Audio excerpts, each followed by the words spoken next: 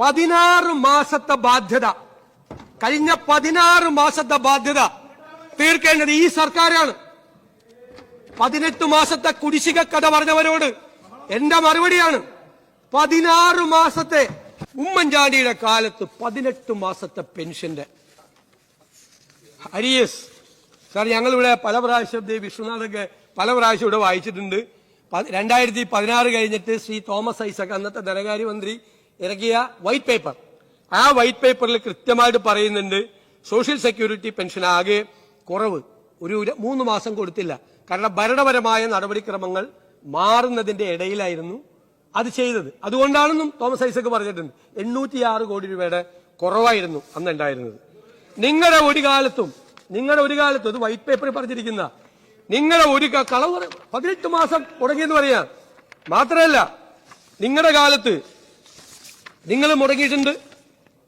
നേരത്തെ നിങ്ങളുടെ കാലത്ത് 4 മാസം ഇവിടെ പെൻഷൻ കുടിശ്ശിക ഉണ്ടായെന്ന് റൂൾ 300 പറഞ്ഞുകൊണ്ട് ബഹുമാനപ്പെട്ട അന്നത്തെ മുഖ്യമന്ത്രി ഇവിടെ നിന്ന് പറഞ്ഞതാണ് കുടിശ്ശിക തീർക്കുമെന്ന്.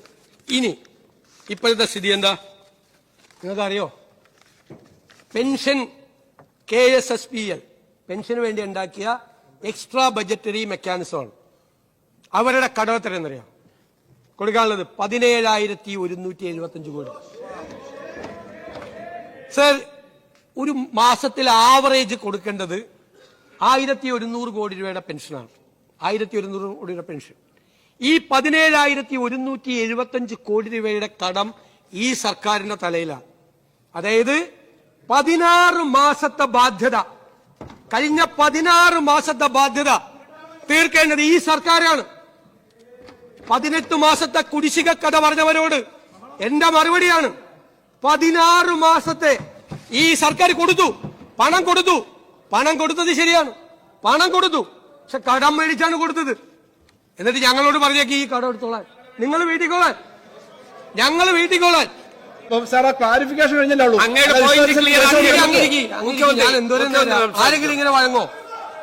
സാർ, അങ്ങയുടെ പോയിന്റ് ക്ലിയർ ആക്കിയല്ലോ. സാർ, ഈ പറഞ്ഞത് ശരിയല്ല. ഈ കടം 48,000 കോടിയല്ല. കിഫ്ബിയുടെ കടവും ഈ KSSPL കടം 48,000-ലല്ല 87,000 കോടിയാവും കടം. പിന്നെ കിഫ്ബി കടം എടുത്തിരിക്കുന്നത് പലിശ 9 9+ ആണ് എടുത്തിരിക്കുന്നത്. പിന്നെ ഈ ഞാൻ പറഞ്ഞല്ലോ, പെൻഷൻ ഞങ്ങൾ കൊടുത്തു, കുടിശ്ശികയില്ല. കൊടുത്തത് ഈ ഫണ്ട് ഉണ്ടാക്കി കൊടുത്തിട്ട് ഈ കുടിശ്ശിക മുഴുവൻ ഈ ഗവൺമെന്റിന്റെ തലയിലാണ്. ഈ ഗവൺമെന്റ് ഇവരുടെ 16 മാസം ഇവർ കൊടുത്ത പെൻഷൻ തുക ഈ ഗവൺമെന്റ് കൊടുക്കണം. 16 മാസം.